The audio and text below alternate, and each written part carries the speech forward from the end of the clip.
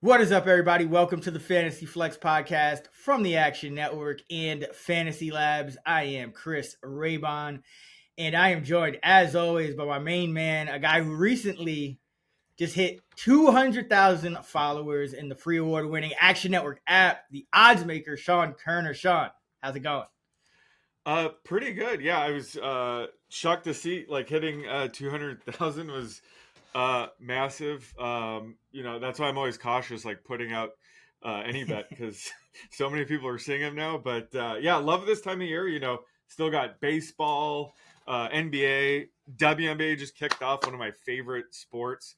And then a few months, we're gonna have NFL preseason, which I always put out a ton of preseason bets. So make sure you're following me in the Action app for those as well.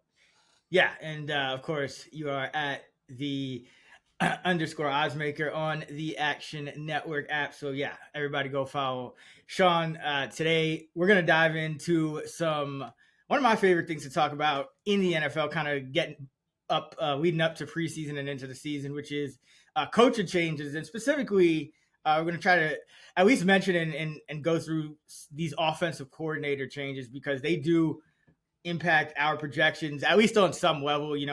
Sean, I know you and I both kind of project routes run, and different coordinators have different kind of philosophies on how many tight ends and receivers and things like that they're using. So we'll definitely get into all of that. And before we get started, just a reminder, all of our rankings and content can be found over on fantasylabs.com. So be sure to check those out there. And of course, the WNBA season officially just tipped off. So if you're an Action Pro subscriber, our brand new WNBA projections are now available in the Action Network app. So whether you're looking for an edge betting WNBA sides, totals, or player props, Action Pro projections are just the perfect tool for you to add to your toolbox this season. And if you aren't an Action Pro subscriber yet, you can get $20 off an annual sub right now. Just visit actionnetwork.com/pro to sign up. That's $20 off the annual subscription price at actionnetwork.com/pro. And Sean, I think you have a hand in those WNBA projections, don't you? Yeah. I'm running the spread total projections, money line, I guess. And this is actually going to be my 20th season betting WNBA. If you could believe it. Don't age me on that, but it's been 20 seasons of WNBA now. So love it. And yeah, I'll be projecting, spreads and totals for every game this season in the pro projections. So you have essentially been betting the WNBA since before it existed, because in my head I'm trying to do the math, and I'm like, that's almost this. No, I think it's been around longer because I remember watching it with Rebecca Lobo, Cheryl Swoops. It wasn't until I think after they retired I started betting it. I wasn't old enough, obviously, to bet, but yeah, it's been 20 years of betting. I remember I took you to a Sparks game. We had a blast. You had to leave for a bit, but we had a blast. Maybe we'll go to some more this year, see some Caitlin Clark, Paige Beckers, my favorite player, Maddie the Batty. We'll go to a Wings game at Crypto at some point this season, I'm sure. Yeah, I mean, ever since you took me to that first game, I think I've tripled or quadrupled up on WNBA games. Nice. I definitely went to that first time Caitlin came to LA, and then a couple more. Yeah. After that. So yeah, good stuff. And let's get into these coaching changes. And we'll start with the one I think, kind of the most coveted guy on the market, although I think that might, that title may end up going to a different person by the time the season's all said and done. We'll talk about that too. But at least for now, it was Ben Johnson going from the Detroit Lions to the Chicago Bears. And, Sean, the Bears were really a mess last year. I mean, not an ideal spot for Caleb Williams in his rookie year. Just a lot going on the coaching staff, even though on paper you had the supporting cast around him. It looked pretty decent. This year, I think that supporting cast still looks good. You short up the O-line, but the difference is you got Ben Johnson. How is he kind of affecting how you're projecting Caleb Williams? I know he's been up to, I think, QB 7 or 8 in best ball in some spots. What are your thoughts on Ben Johnson go to the Bears? Yeah, I think this is obviously a huge move. I think it should help Caleb Williams a ton. And this is just puts a lot of pressure on Caleb Williams specifically because if he doesn't have a year two breakout, we're going to see the alarm bells sounding on him. But I think we saw enough out of Caleb Williams last year where I really do think he'll break out with, much better offensive coach in Ben Johnson. And, he's coming over from the Lions offense that was just absolutely incredible. But you got to consider, they had one of the best offensive lines in the league, a really good running back duo. But I think, when it comes to Caleb Williams specifically with Ben Johnson, I think he's going to help him set up better first reads and maybe allow Caleb Williams to get rid of the ball quicker. Obviously, last year he was holding on to it too long, taking a ton of sacks. Maybe that was Caleb's fault, but you got to put some of that on the offensive coordinator. And the Lions last year, they actually led the league with around 3,500 passing yards on design plays on the first read.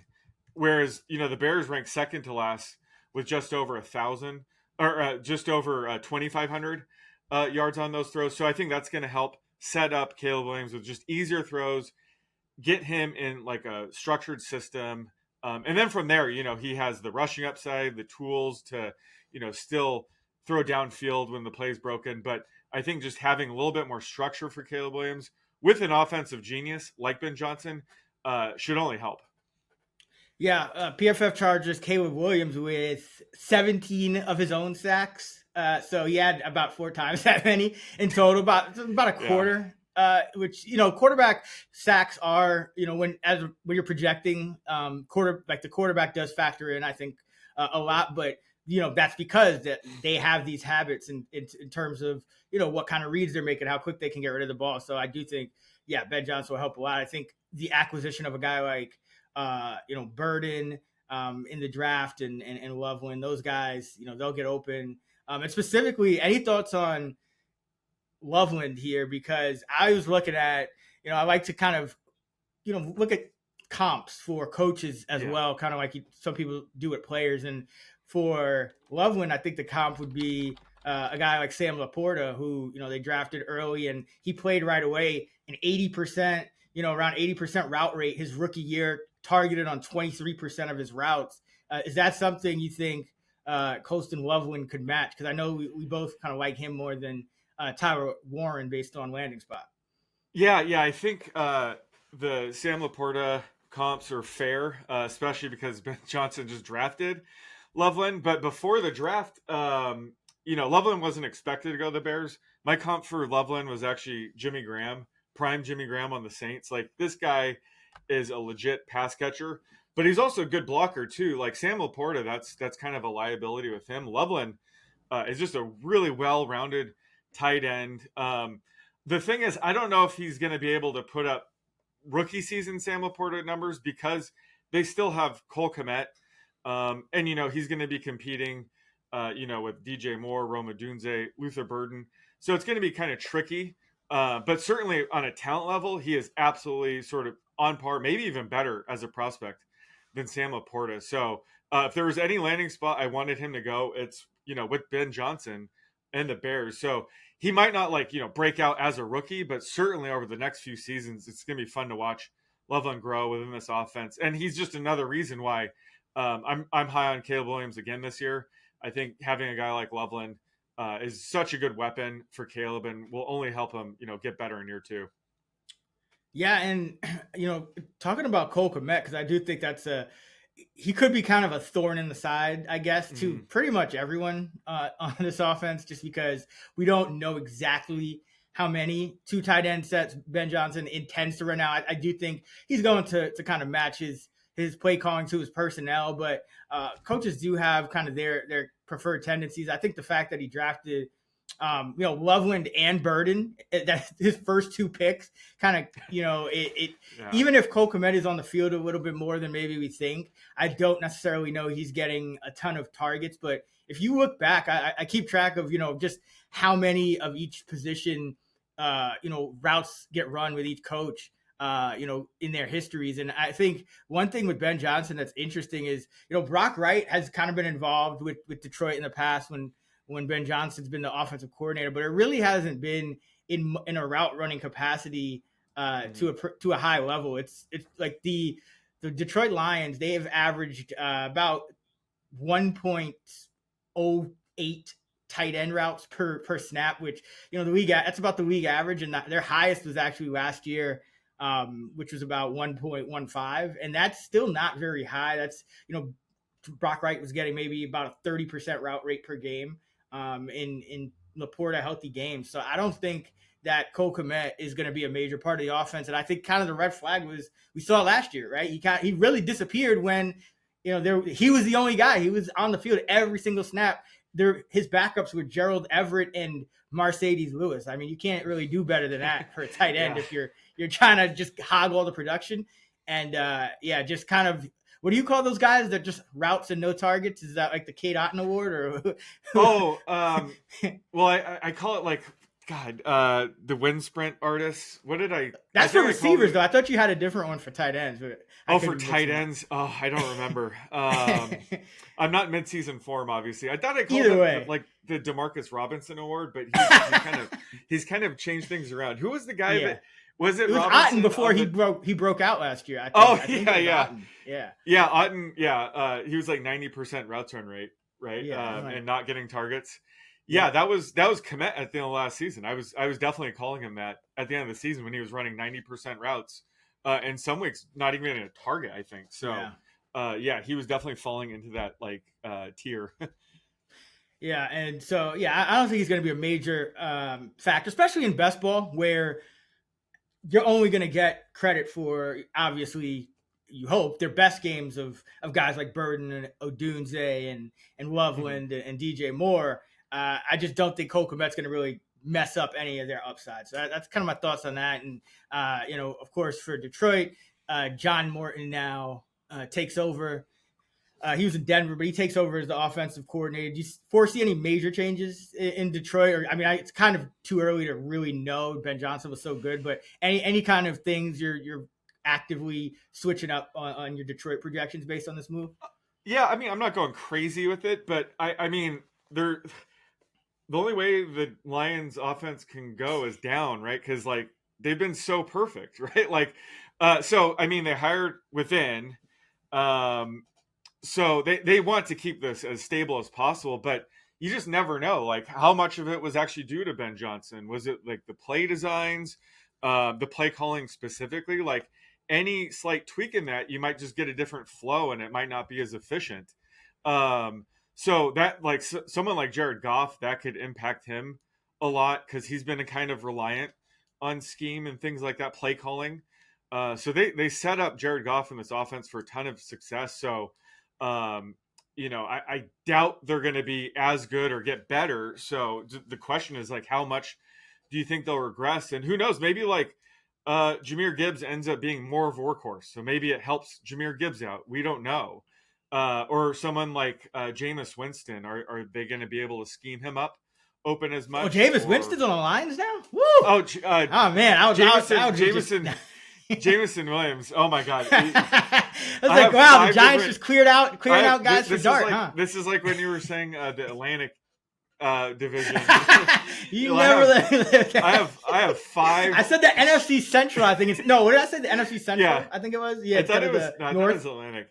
Anyway, I have 5 different leagues rounding through my brain right now. This is going to happen more than you think.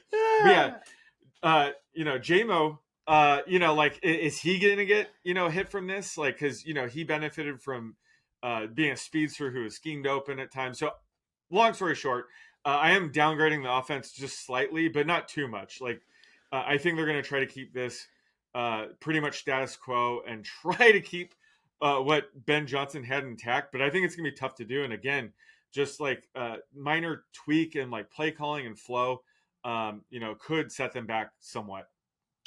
Yeah, I mean, the one thing that kind of stands out is they made that draft pick for Isaac Teslaw. I think that's how you pronounce his name. Third round receiver out of Arkansas. And he's, a lot of people felt like it was an overdraft, and he's also a really good run blocker. So, maybe they go even more run heavy this year. I don't think it's great news for Tim Patrick, obviously, but Yeah, I think that one kind of stood out as, something Yeah. that, okay, they're definitely looking for a guy to come in and maybe play some snaps as a rookie. That's a great run blocker. So I mean, I think that's a good thing for the Lions running backs. But yeah, you're right. Yeah. It could maybe the passing game gets affected. Jared Goff just had some wild games last season, so maybe he takes a little bit of a step back this year. Next up, let's talk about the Patriots. I think they're another interesting one. You got Mike Vrabel coming over to coach them. He was in retirement for about a year. And then Josh McDaniels is back for another stint as their offensive coordinator. What do you think about this move? And I think, Drake May obviously is a guy who's kind of on the upswing. What do you think it does for him and, Diggs and all these guys on the Patriots? Yeah, I think for the most important thing is, how will this impact Drake May and his development? Obviously, a very talented QB entering his second season. I think McDaniels should help. He was able to get, I think it was Mac Jones' best season, right in 2021. Got him to throw for over 4,000 yards.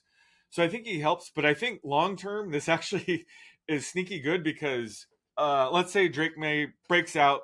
Patriots offense is way better than expected. I don't think we need to worry about McDaniels getting poached from another team as a head coach.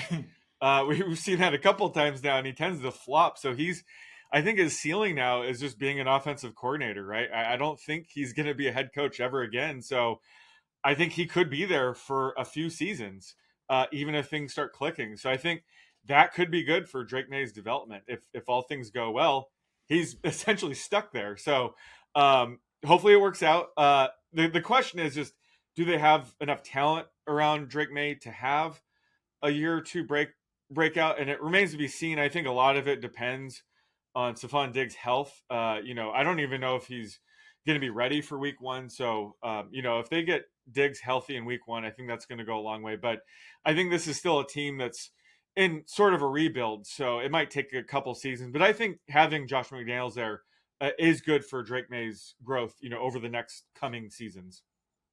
All right. Well, I don't know. I know you and I haven't visited NY together and kind of gone on our own ways. We've always been at the office. But if you've ever seen Cardi B, I think Stephon Diggs is ready. Like I think, if he's handling that, I think he's in midseason form. Like, you know what I mean? Like if you I saw the clip you're talking about. Yeah, his knee looked good there. I think he's all right. But Diggs, no, seriously though, I think the thing with Diggs that's interesting is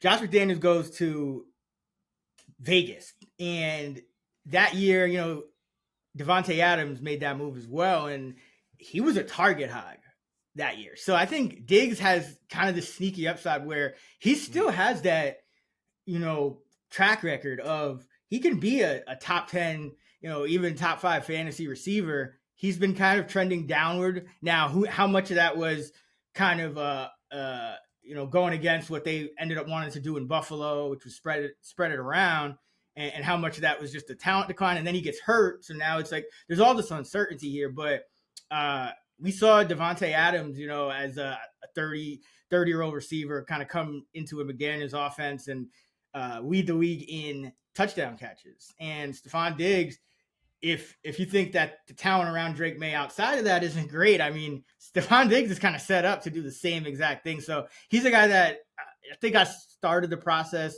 my projections process, not as excited about him, but the more I kind of look into it, I think the upside, at least in a like a best ball type of format, especially, is pretty intriguing because he still does have that top 5, top 10 upside and that target hog upside, and he does have a quarterback that I think pretty highly of. So I think Diggs is somebody that's pretty interesting in this offense. Yeah. All right, and then let's go to another offense that I think should be a lot better this year. That's the Jacksonville Jaguars. They get Coen to come over from Tampa Bay, and I don't know about you, Sean, but I really like the hire for Jacksonville. I know it kind of started off rocky with, Coen. It was all secretive, and he had like a handshake offer, and then he reneged on it with the Bucs. But They really wanted their guy in Jacksonville, and I just look at the production increase for a guy like Baker Mayfield for that entire Bucks running game last year, and this was an offense that had already been looked at as one that took a step forward the year before under Dave Canales. He leaves, he goes to Carolina, and Coen comes in fresh from the college ranks, and this offense goes from averaging about 21 points a game to over 28, and the running game goes from bottom 5 to top 5.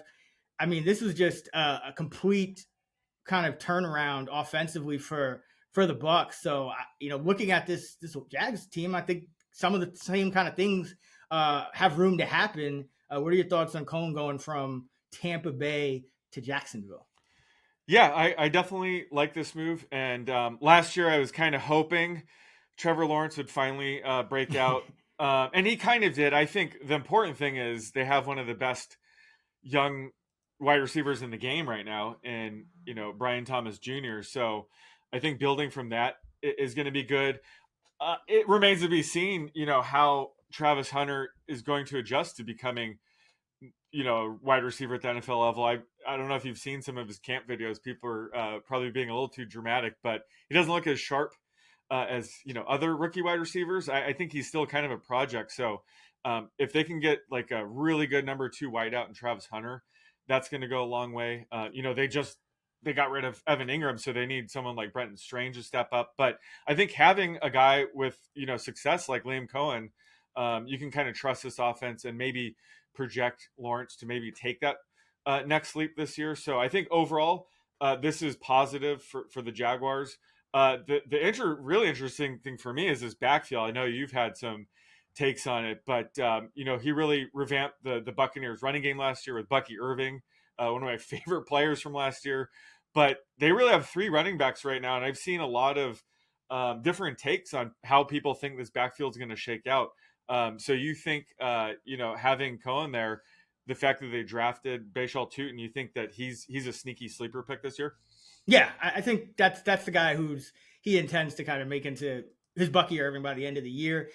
I've done a lot of kind of digging into this because like this, these are the kind of situations where if you hit these, whether it's fantasy, whether it's betting, like last year, all the Tampa Bay Bucks, their run game, their team, Baker Mayfield. I mean, it's a lot of these changes and high upside kind of differences from one season to the next are concentrated among a few teams. So, I think kind of nailing this is important. And I think, with Coen, one thing that sticks out, the run game wasn't just Bucky Irving in Tampa. It was really a remake of the offensive line and kind of getting the guys that he felt, just wanted to, to play past the snap and block and whatnot. So there could be kind of, it's not going to look coming into the year maybe like, oh, this is going to be a revamped running game. But then when you look at some of the things he's kind of saying about the backfield, he's saying Tutin, he's a guy that can create big plays. We need that. And, we want to be able to throw the ball to the backs more. The whispers are ETN was already on the trading block. The whispers are he's not really feeling ETN or Bigsby. So I think this could be a situation where you see Tutin, it could be earlier than even Bucky did, just kind of start to take over this backfield. I think you could even see, I think they got another guy, Quinn Allen, I think his name is. Behind him. I think he could end up making the team as well and be a factor. And I think that you're kind of seeing the entire depth chart get remade, right? Like even the Gabe Davis move, that was a move they didn't really have to make. Gabe Davis is a guy, I know he was hurt, but they owed him money. He is known as a good blocker. So like he's a guy that they could have just kept, and they felt like they had to move on from him. Hunter, they felt they needed to go up and grab him. Diami Brown, they gave him a $10 million deal, the same deal that essentially Tutu Atwell got from the Rams. So, and Coen is a McVay disciple. So I think this offense, you're going to see a lot more receivers. I think you're going to see a lot more throwing to the backs.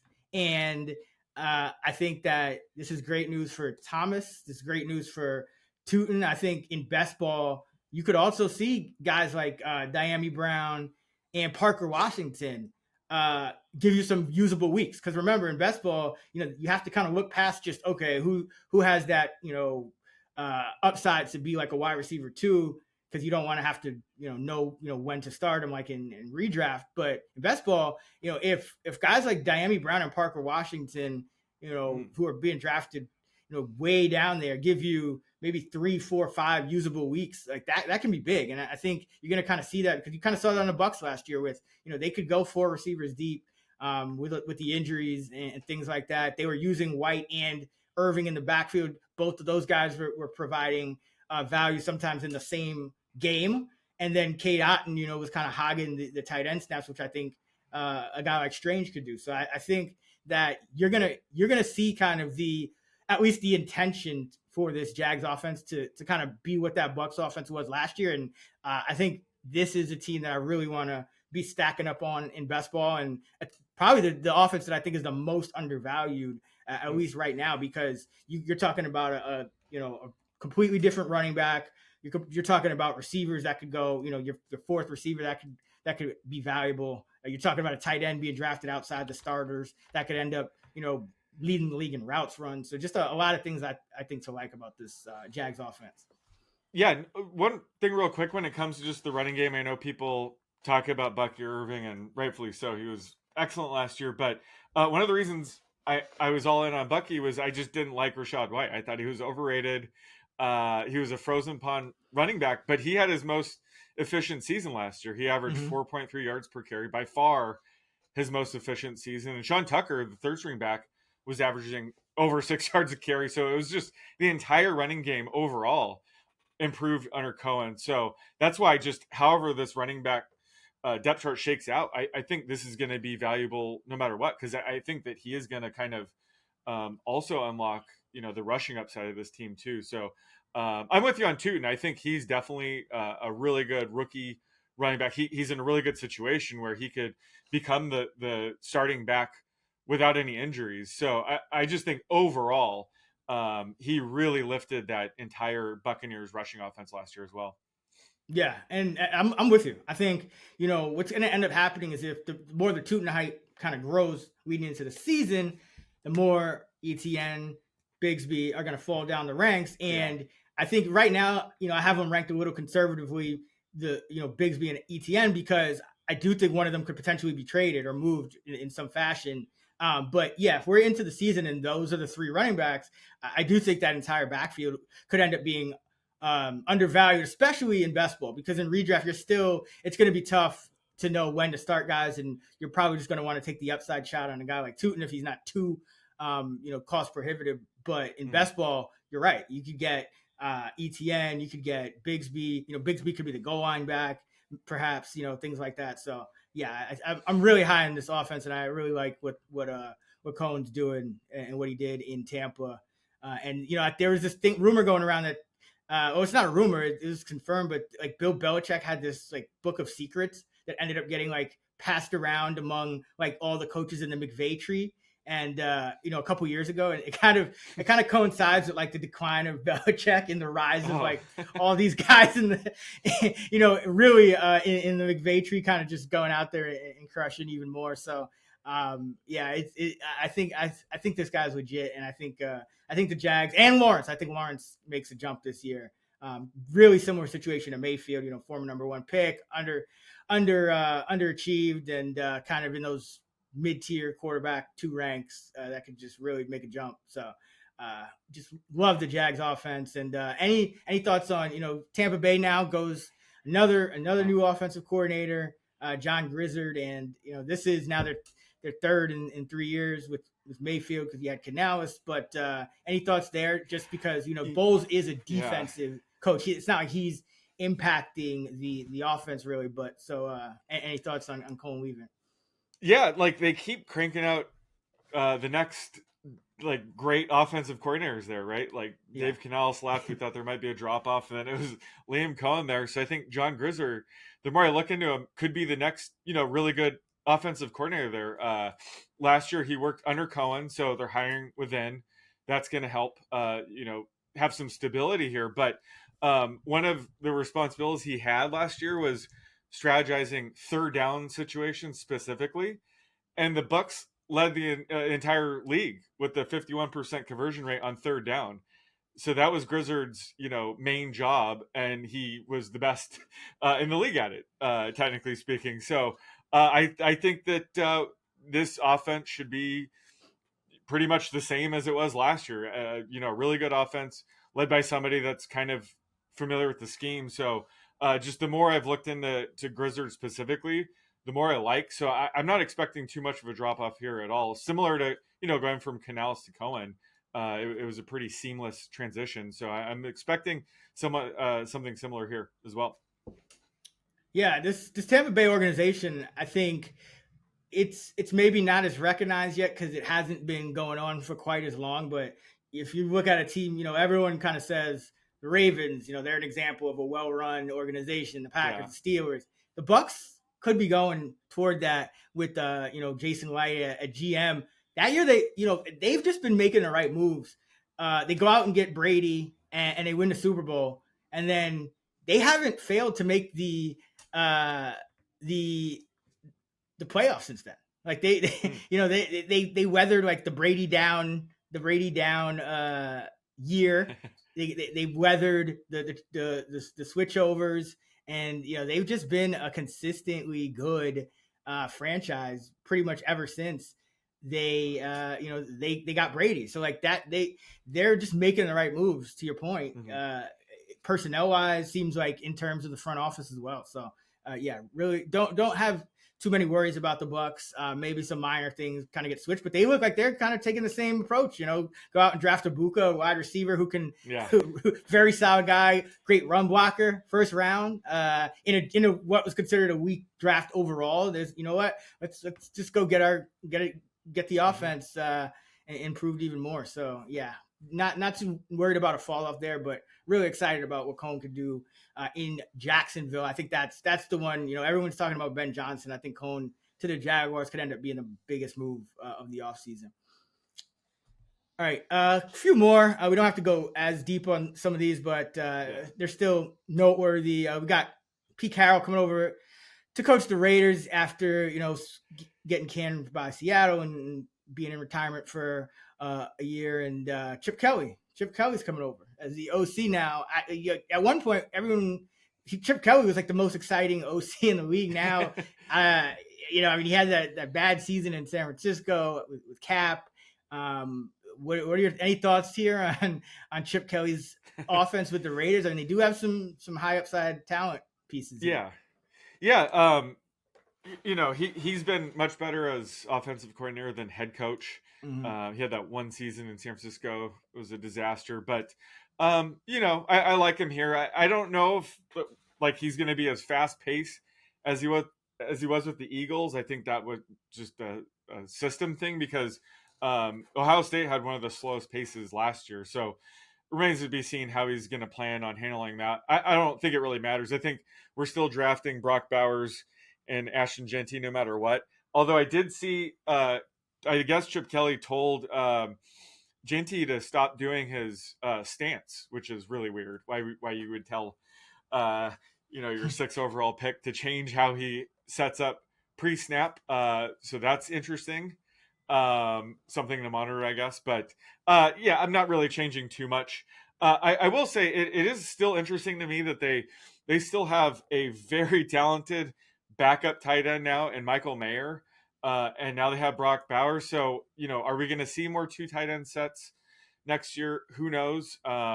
Zach Besh is, going to be an exciting rookie. He kind of operates as a tight end. So it's just going to be interesting to see how Chip Kelly sort of structures this offense, with Brock Bowers, Michael Mayer there, and now Jack Besh. Sort of like, how he's going to set this up. And they have Jacoby Myers there. So there's a lot of mouths to feed in this offense.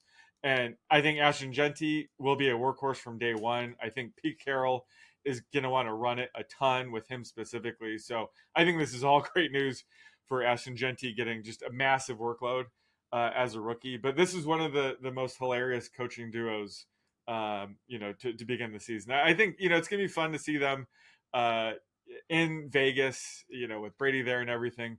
But I'm not making too many drastic changes. I think Brock Bowers is still going to be elite tight end, and Genty will be, high in RB1. I don't think we need to, make too many adjustments based on Chip Kelly, moving there. Yeah, I mean, the thing with like the two tight end sets is a lot of times it doesn't really matter because Brock Bowers is really a slot receiver. So whether it's they're calling it two tight end or he's just essentially the third receiver, or the slot receiver in the offense, I think Besh is going to play a lot. I think, and I mean, they moved on from DJ Turner, who played a ton of snaps for them as their number 3 last year. So either way, I think you're going to see, Bowers get the same amount of snaps. I think you're going to see Besh very involved in the offense, just, looking at where they drafted him and the fact that they did move on from Turner. So, yeah, I don't think there's too much else we can glean from that, but you're right. He used to be known as the pace guy. Now it's actually a guy who was in Philly, Kellen Moore. I mean, they've been running a pretty high paced offense everywhere he's gone. He ends up going to New Orleans as the head coach there, and Kubiak. It ends up going to Seattle. So, but this Saints offense, it's going to change now with Kellen Moore. Derek Carr is retired, so this is kind of almost like a blank slate Saints offense. I even you're hearing the Olave trade rumors as well. What are you kind of doing with the Saints here? I know there's a lot of kind of question marks, even about the personnel heading into the year. Yeah, this is a tough team to project just overall, and I like Kellen Moore. I think he's always performed well wherever he's gone. So, I think he's going to get the most out of this offense. But what that looks like, I have no idea yet. I mean, it sounds like it's going to be a 3-way battle for the week 1 starter. At least that's what Kellen Moore's saying. I think Tyler Shuck is probably the favorite to be the week 1 starter, which I don't know if he's going to be able to maximize his offense as a rookie. You mentioned like Chris Olave's on the trade block. Olave, he's also dealt with a ton of concussions. I'm very worried about him. If he does get another concussion, if he's going to get shut down for quite some time, just a really tricky player to project. Kellen Moore has done a great job with, his top receivers, featuring them in the slot with, Keenan Allen, the Chargers, moving Devontae Smith in the slot with the Eagles. So I think like Olave could break. Olave's already broken out, but he could be fantastic in this scheme, moving around the slot. But just his health remains to be seen. And again, he might get traded, so who the hell knows? But this team is kind of a mess to project. But at the end of the day, I think Kellen Moore specifically will get the most out of it. Just what that looks like this early in the offseason remains to be seen, though. Yeah, I mean, he's definitely got a kind of, I guess you would call it a tough job in front of him. Yeah. I do think Shuck is the intended week 1 starter because you don't draft him that high. He was, for people who don't know, he's the oldest quarterback, but in that also a lot of people considered him the most pro ready, out of those guys after, a guy like Cam Ward, who ends up going number 1. And that kind of played out in the draft. I mean, even the Giants, they have 2 guys supposedly in front of Jackson Dart. Who knows if that's how it ends in week 1, but I don't think you draft Shuck in the second round. He was looked at as a overdraft compared to most big boards if you don't intend for him to start. So I do think he'll end up starting, and they bring over Brandon Cooks from Dallas. So maybe that's another guy who's more involved than we think. I know he's getting older, but if Olave is on the move, it's going to be Cooks and probably Rashid Shaheed. So it could be an interesting offense. Just you might get some spike weeks from Cooks and some spike weeks from Shaheed, and there's no Taysom Hill to kind of rob Alvin Kamara of goal line work. It looks like, because Hill, I mean, he'll probably miss the whole season. It sounds like. It doesn't sound like he'll be back that fast because he got hurt near the end of last year. So yeah, I think this is one to watch. But the main thing is, it's probably going to be just a new look offense. Could be more pace, less tight end, 2 tight end sets, and things like that. So we got with more going to New Orleans. We got a new offensive coordinator in Philly. I don't think, Kevin Patulio, I don't think that's going to be a big change. I mean, Jalen Hurts seems to have a new guy every year. They got in New York, though. I think, speaking of these green teams on the East, Aaron Glenn, and then Tanner Enstrand. He's a former Lions guy. Any thoughts on that offense? Justin Fields is kind of the guy they're going forward with. They, Devontae Adams moves on. They drafted a tight end high. So this is another one of those offenses that could look very different from how it looked last year. I even heard rumors about Breece Hall getting a decrease in workload and or being on the trading block. Thoughts on the Jets? Yeah, I mean, Engstrand's coming over from the Lions. I mean, he was the Lions pass game coordinator, so that's exciting stuff. And Aaron Glenn's bringing him along. But I don't think that means that the Jets will now be the Lions of the East. I mean, Justin Fields is a completely different quarterback than Jared Goff. So I think we're going to see, Justin Fields running it a ton, scrambling a ton. So not too much to get excited here. And yeah, if Breece Hall ends up in some sort of committee, that's a huge hit to his stock. I mean, this offense is really just Garrett Wilson. That's really the only guy that you should be targeting, and Breece Hall. So this is a situation where Inkstrand might be talented and get the most out of this offense, but I just don't know if there's too much more to take out of this offense. So I'm not making too big of changes to it. I think this is good for Justin Fields. I think Fields, as long as he's healthy, could start most games. And, you and I, we're always pretty high on him when it comes to our weekly projections due to his rushing upside. So I think, he has QB1 upside as long as he can stay healthy. So when it comes to the Jets offense, there's not much to like here other than, Garrett Wilson, in my opinion.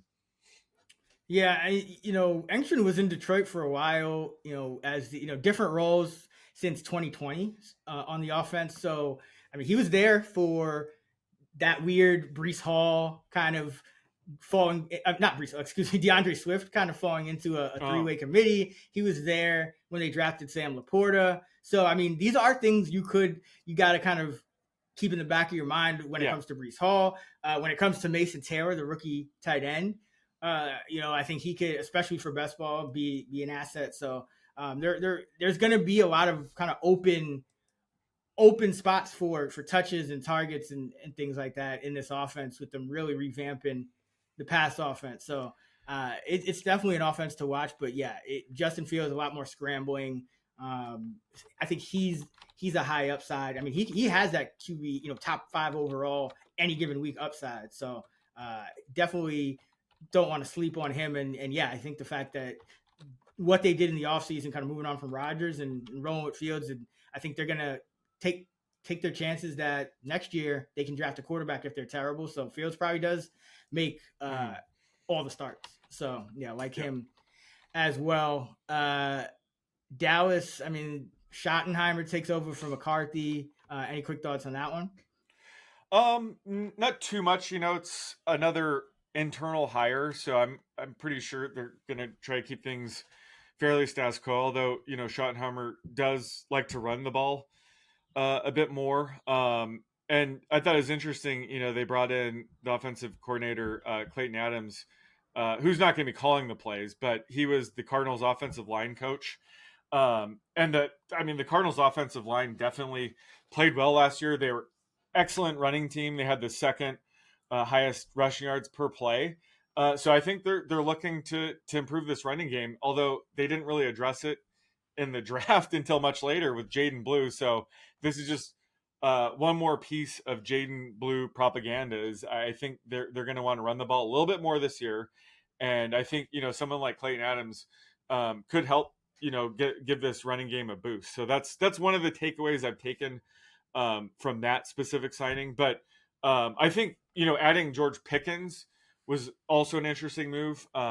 Giving, the Cowboys, another legit receiver to kind of take attention away from CeeDee Lamb. But it has been interesting to just see the fall off of a ton of former Steeler receivers that go to another team. I think Pickens is talented enough to kind of buck that trend. I know Emmanuel Sanders is one of the outliers of that trend as well. But what are your thoughts on just George Pickens in this offense and how that looks. And if you're putting any stock into like the Steelers receivers drop offs on new teams when it comes to Pickens.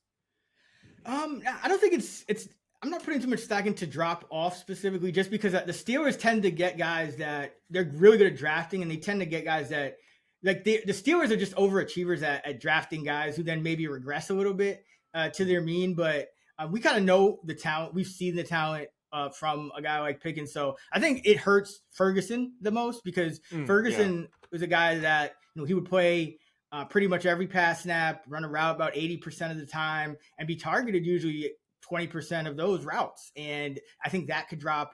He'll probably be the number 3 option. But, as far as addressing the run game, I mean, you could say they addressed the run game in round 1, going with Booker out of Alabama for the interior line. They also get Phil Maffa out of Clemson late, another big back. So that backfield could look completely different this year. I think that's kind of the intent. They let Rico Dowdle go to Carolina. So, yeah, the backfield could look different, but I do think, Jaden Blue is a guy that's going to play sooner than later. I mean, you're competing with Sanders and Javonte. I think Lipke probably ends up maybe sticking around. I mean, Schottenheimer's offenses usually have had a fullback, although the Cardinals really didn't use one. I think maybe they use like a defensive player on some snaps as a fullback. So that'll be interesting, but nothing major for fantasy. But I think Pickens, I still have him kind of low end wide receiver 3. It'd probably be what Brandon Cooks kind of looked like that first year in Dallas. Like I don't think he'll be every week consistent guy necessarily, but the upside in best ball, like you're definitely targeting that because he has that top 5 receiver upside every given week. So and Dak Prescott, I think returning, that's a positive. We've seen Dak put up some really good seasons as well. So he might be, if those guys stay healthy, he could end up putting up a really good season, even though he's not going to run the ball like he was earlier in his career. A couple more. Houston Texans go from Bobby Slowick to Nick Caley. I mean, this is one where it's the rookie receivers we should probably take note of, Higgins and Noel, because they really get a new OC and they revamp that receiving core. Any thoughts on that?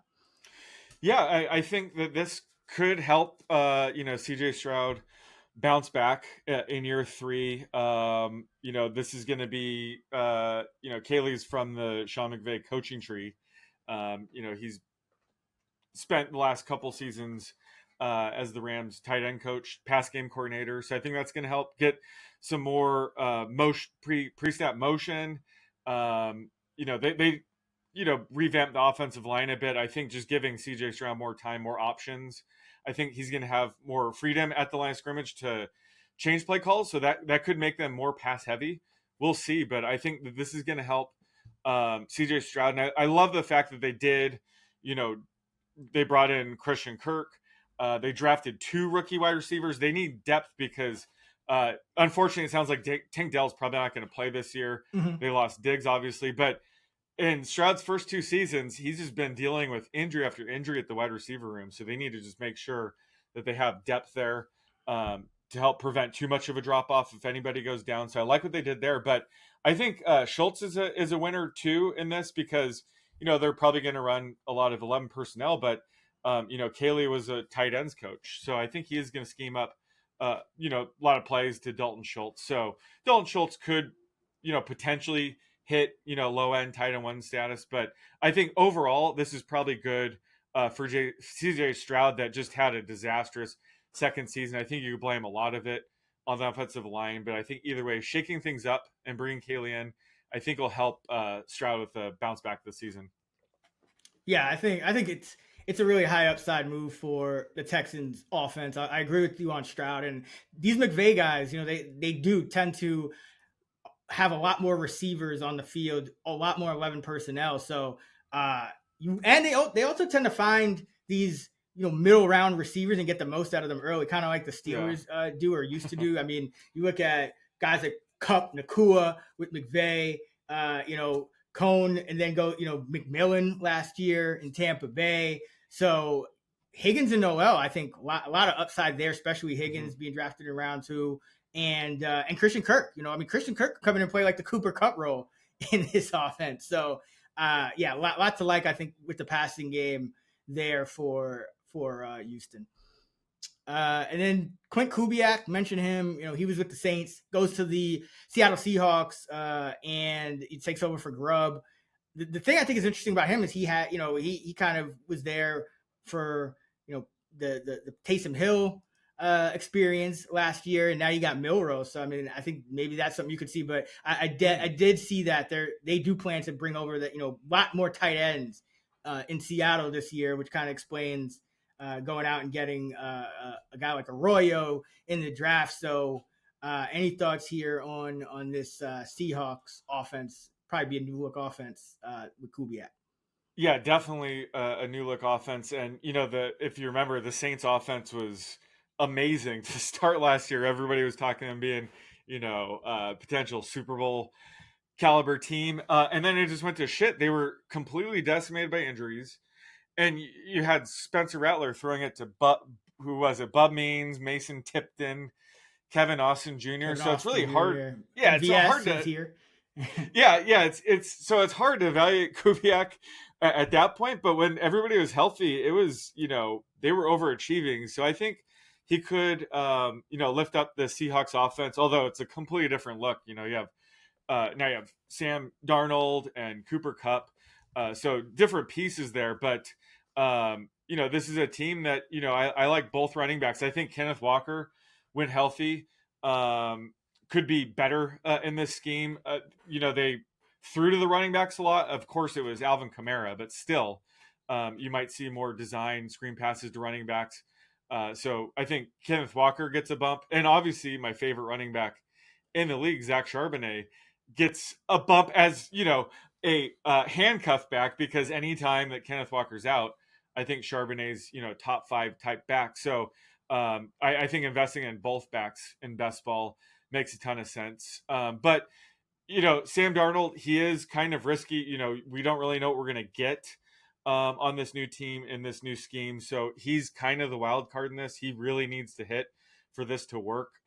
So I think he's really the key when it comes to this. But when it comes to the coordinator, I think Clint Kubiak has proved that he's a pretty good coordinator with the talent that he has anyways.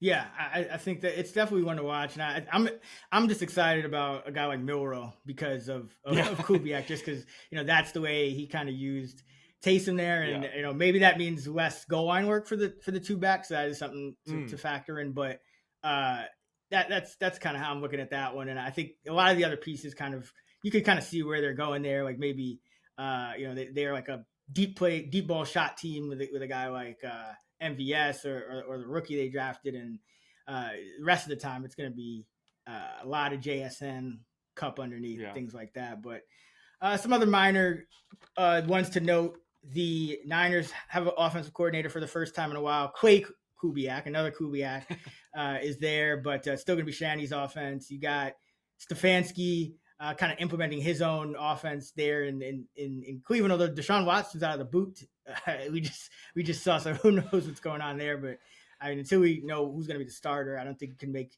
too many big sweeping judgments about this offense. And the Giants, Daboll hasn't said whether he's going to call plays there, but I think that's one where it really depends on the quarterback as to how we end up rating this offense headed into the year. So. That's going to be about it for us here on the Fantasy Flex. We'll be back next week. Well, let me not say that. We'll be back for more here on the Fantasy Flex, so be sure to subscribe wherever you get your podcast. Don't forget to go follow Sean Kerner in the Action Network app at @_oddsmaker. I'm at Chris Raybon. We're at those same handles on X, and be sure to check out fantasylabs.com for Sean and I's initial best ball rankings, which are out now. And until next time, let's get this money.